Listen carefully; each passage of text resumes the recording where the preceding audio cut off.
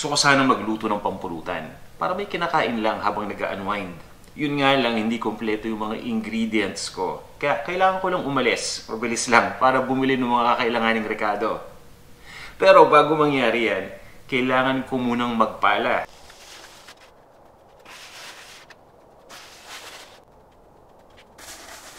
Minsan nag-enjoy ako sa snow.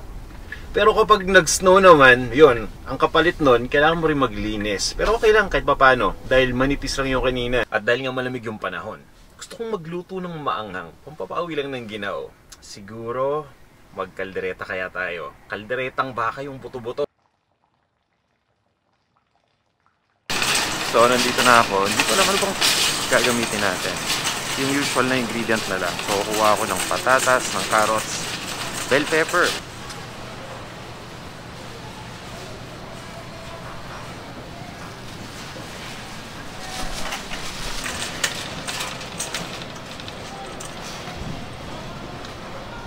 Ang lalaki naman ng sibuyas. Kailangan ko yung maliit lang na pula. Hanap tayo. Wala talaga. Sige, yung malaking pula na lang. Pero mamimili ako ng pinakamaliit.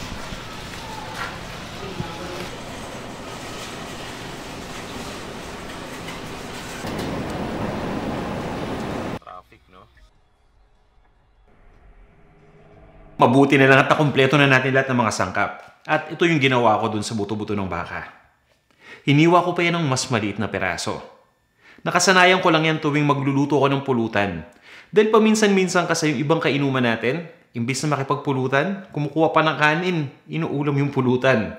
Kapag hiniwa mo ng maliit, o edi syempre, mas maraming makakatikim, di ba? Mas maganda. Welcome sa Panlasang Pinoy. Ako po si Vanjo Merano. At para sa araw na to, magluluto tayo ng pulutan style, beef caldereta. Ito yung maanghang-anghang, may konting tamis at napakalasa pa. At makikita ninyo yung kumpletong recipe sa description ng video na to. Bago tayo magsimula, i-prepare lang muna natin yung mga ingredients. Magigisa lang tayo ng bawang at sibuyas. Kaya ito yung bawang. Nilagay ko lang sa almirez at didikdikin ko lang ito. Hindi natin ito kailangan dikdikin ng pinong-pino. Yung tamang-tama lang, okay na. At yung sibuyas naman. Yung ibang mga sangkap nandito lang sa tabi. Hihiwain ko na lang yan habang pinapalambot yung baka. Itong sibuyas, medyo malaki yung nabili ko kanina. Siguro mga kalahati lang yung kailangan natin. Hiwain ko lang muna ito sa kalahati. At babalatan ko lang muna. I-chop ko lang ito ng malilit na peraso.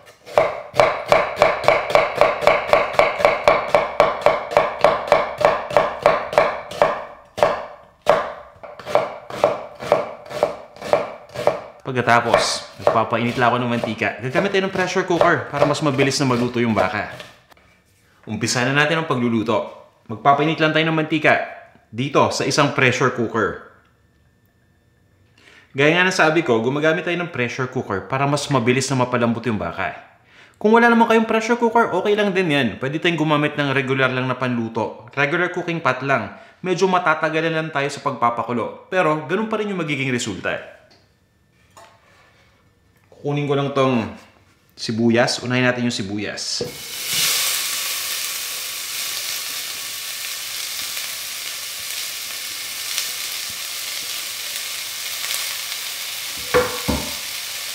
Haluin lang natin.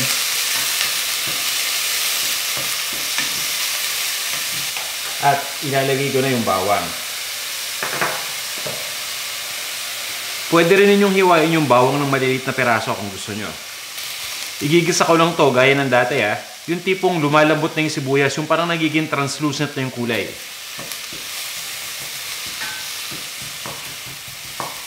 Yan, malambot na tong sibuyas, saktong-sakto. Itong bawang, tamang-tama lang din. Hindi na natin kailangan ipa-brown ito Kainuna ko yung sibuyas. Pero kung gusto naman ninyo na talagang sobrang lasa yung bawang, yung tipong garlic talaga yung flavor, baliktarin natin. Unahin nyo naman yung bawang. Pagkatapos, igisa nyo lang yun hanggang sa maging light brown na yung kulay bago nyo ilagay yung sibuyas. Okay. Ayos na yan. Pwede ko nang ilagay itong buto-buto ng baka. Wow, ang dami.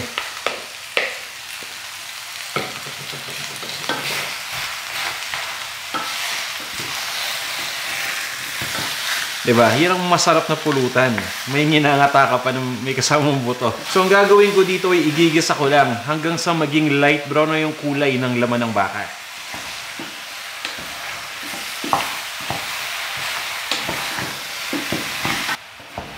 Yan, unti-unti nang naluluto tong baka. So habang nagigisa tayo, maglalagay lang ako ng konting toyo.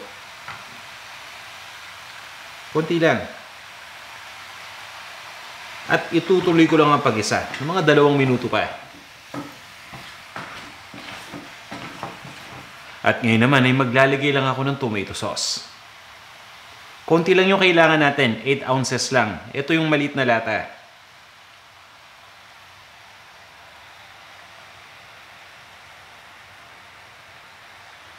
At dahil kailangan pa nating pakuluan yung baka hanggang sa lumambot, maglalagay pa tayo ng tubig.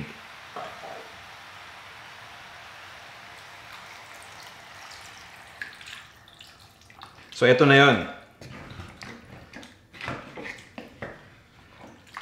Gusto ko maging malasa na rin ito. Dahil nga pressure cooker ang gamit ko, bago pa lang kumulo, maglalagay na ako ng Knorr beef cube. 1 peraso lang ginagamit ko. Nako, magugulat kayo sa sarap na mabibigay nito sa niluluto ninyo. 1 peraso lang, buong-buo kagad yung lasa ng baka. Kaya ako ito nilalagay bago po kumulo itong ating liquid. Dahil nga pressure cooker to, mahirapan tayong magtakip kapag maglagay tayo ng ingredient once na kumulo na. So yan, habang hindi pa kumukulo, nilagay ko na yung Knorr beef cube. Hahaluin ko lang to.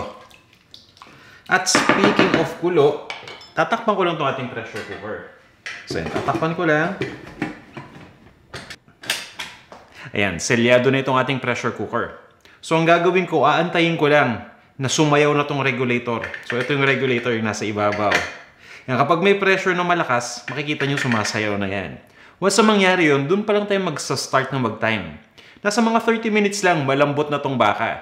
Pero kung wala kayong pressure cooker, siguro mga 2 to 3 hours na pagpapakulo ang kailangan natin. Konting tiyaga lang.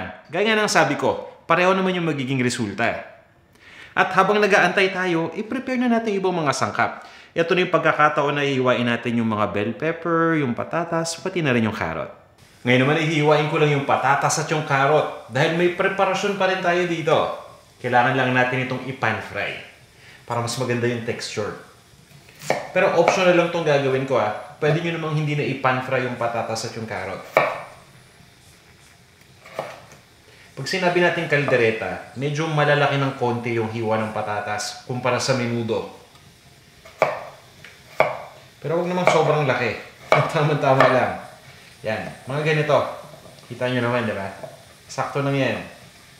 Pagdating naman sa carrots, or sa carrot, dahil 1 peraso lang to, since uneven, gagawin natin yung tinatawag na roll cut. So, kakat ko dito, i-roll ko, kakat ko ulit. Ito yung tinatawag din sa Japanese as rangiri style of cutting.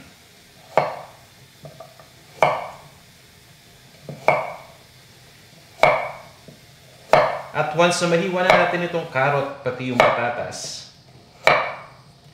hihiwain ko lang muna yung bell pepper. Pagkatapos, ipiprito na natin yung patatas at yung carrot. Yung bell pepper hindi natin ipiprito para malinaw lang tayo. Para sa akin, importante ang bell pepper sa kaldereta. Simple lang din ang paghiwa sa bell pepper. Huwag yung tatapon yung mga nasa dulo. Gagamitin pa natin yung mamaya. Importante, mahiwa natin ito ng maayos para matanggal yung mga buto sa loob. Yan. So, ganun lang kadali. Nasa mahiwa na, tak-tak lang natin, tanggal yung buto. Tapos, hiwain natin dito sa gitna.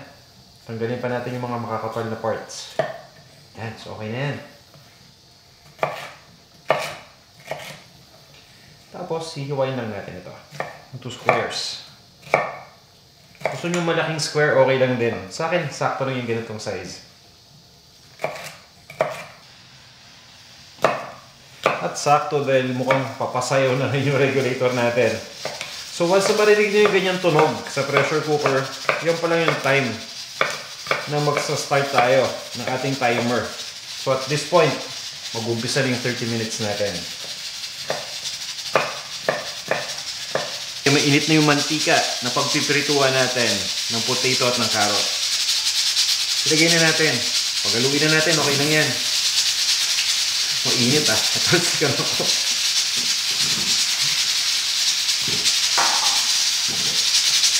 So, kailangan lang natin itong prituhin hanggang sa mag-brown lang yung patatas at yung carrot.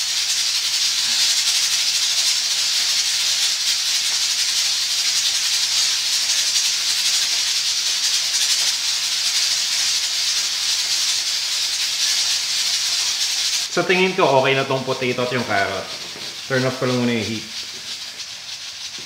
Yan, so ready na to. Hintayin lang natin na lumambot na yung beef neck o yung baka. At this point, dapat ready na tong beef. Dapat malambot na to. Kaya turn off ko lang yung heat. At kung mapapansin niyo dito sa pressure cooker, di ba? Meron tong pressure indicator, itong nakaangat. So kahit anong gawin natin na pagbukas, hindi natin ito mabubuksan dahil may safety feature ito. So ang tanong, paano natin mapapakawalan kagad yung pressure sa pressure cooker nang hindi inaangat yung regulator? Kasi kapag ginawa natin ito, napakadelikado. Tingnan nyo. O, di ba? Isa pa. Ayaw naman natin nun. Meron akong paraan. Kukunin lang natin itong pressure cooker. Kuha lang ako ng hawakan. Mainit to eh. Ilalagay natin kagad sa lababo Siguraduhin natin na walang plastic o anything na matutunaw na nasa lababo. Pagkatapos niyan, lalagyan lang natin ng tubig. Yan. So, yan. Nakababa na yung regulator. Flat na. At ibig sabihin yan, pwede na natin buksan to. Diba? Yun. Yan, kitang-kita ninyo. Wow! Ang ganda ng pagkakaluto. 30 minutes. Actually, fall off the bone na kagad yung ating beef. Dapat pala mga 20 minutes lang, no? Para may ginangata kayo. Pero actually, tama-tama tong 30 minutes. Para talagang malambot na. Para yung may mga postiso, kapag mamumulutan, hindi na nyo iilayin yung laman sa buto. Kusang maalis na yan. Yan. So, ang gagawin ko, itutuloy lang natin yung pagluluto. Ito na yung pagkakataon para ilagay na natin yung mga paborito nating sangkap sa kaldereta. Ano-ano ba yan? Siyempre, it's either liver spread o peanut butter. Pero dito sa version natin, gagamitin natin pareho. Bago ang lahat, dahil nga pulutan style to, ay ilagay na natin yung sili. Ito na yung sili. Hiniwa ko na kanina, chinap ko na. Hindi ko siya nilagay beforehand kasi baka naman madurog ng sobra yung sili. Maging sobrang anghang. Kawawa naman yung mga hindi masyadong malakas yung tolerance sa anghang, di ba? Pero to saktong-sakto lang. At kukunin na natin yung liver spread, pati na rin yung peanut butter. So pagdating sa ratio, kunin ko muna. Bago ko ano yung ratio? Bago ko i-describe yung ratio. So, ito yung ating liver spread. Maganda yung mga lalagyan dito eh. Hindi na ako pinapahirapan magbuksan. So, mas konti yung liver spread kumpara sa peanut butter. Para sa recipe na to. So, pagdating sa liver spread, yan. Ang ratio niyan is 1:3. So, wala ko ng sakto. Yan. So, yung ating liver spread.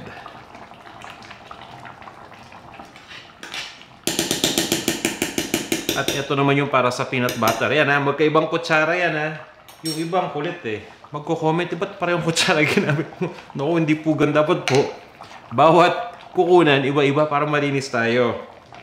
Yan, so ito po yung peanut butter natin.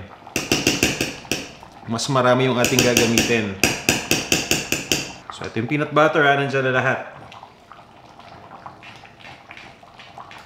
So, ako nasabi kanina ng intro pa lang ng manamis-namis dahil nga sa peanut butter yon. Tapos malasa naman dahil nga dun sa liver spread.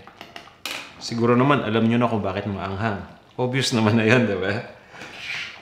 At malasa rin. At buong-buo syempre. Dahil sa ating Knorr beef cube. Yan, kompleto yung kaldereta dahil sa mga ingredients na yan. Una kong ilalagay yung mga bell pepper. So, haluin ko lang. Siguro yung mga malalakas mamulutan na nagkakanin, naglalaway na ngayon. So ayan, pabayaan lang muna natin itong kumulo. Lagyan na natin itong patatas at yung carrot. And again, hindi nyo kailangan iprito to ha. Optional lang yung ginawa ko. Mas gusto ko lang kasi yung consistency kapag piniprito itong mga ingredients na to para sa kaldereta. So pag nilagay na natin yung patatas at yung carrot, dapat yung halo natin dahan-dahan lang. Ilalagay na tayo ng asin. Yay! At pati na rin ang ground black pepper. So nasa sa inyo na yan. Tikman nyo muna yung niluluto nyo.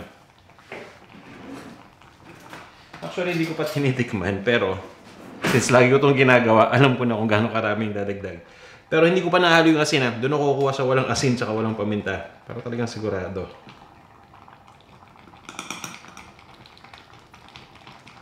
Oh my God, ang sarap. Panalo. Munti ka na akong mapamura dun sa sarap eh.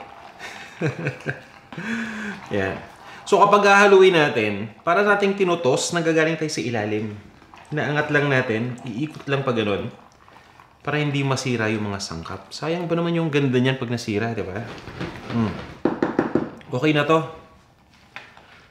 Lulutuin ko lang to ng mga 2 hanggang 3 minuto pa. Sa mahinang apoy lang ha. Huwag natin lakasan masyado. Baka naman dumikit yung mga hibla ng beef sa ilalim at masunog.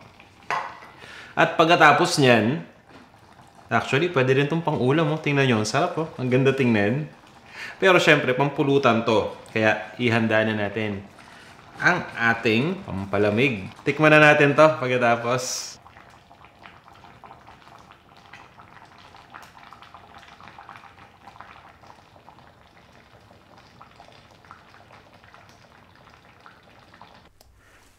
Ito na ang ating pulutan style beef caldereta. Tara na, kain na tayo. Ayan, tikiman time na. Ito na yung hinihintay ko. Hindi ko alam kung ano gusto nyo ha, pero para sa akin, ito, perfect na perfect talaga. Lalo na sa pulutan. Para dun sa mga kumpare natin na mahilig mamulutan at mahilig ding mag-ulam. Ito, okay pa rin to para sa inyo. Magdala na kayo ng kanin. Total, marami naman itong aking ginawa. Gambot. Grabe, ang sarap.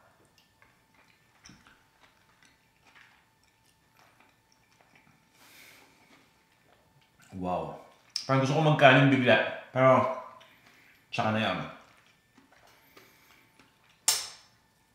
Panalo. Mga kumpare, mga kumare, subukan nyo to ating recipe. I'm sure, magugustuhan nyo to. Maraming salamat sa pagnood ng video na to at huwag nyo kalimutan mag-subscribe by the way. At kung meron kayong mga katanungan, feedback o comment, syempre punta na kayo sa comment section. Maraming salamat ulit. Magkita-kita tayo ulit sa ating susunod na video. Hanggang sa muli.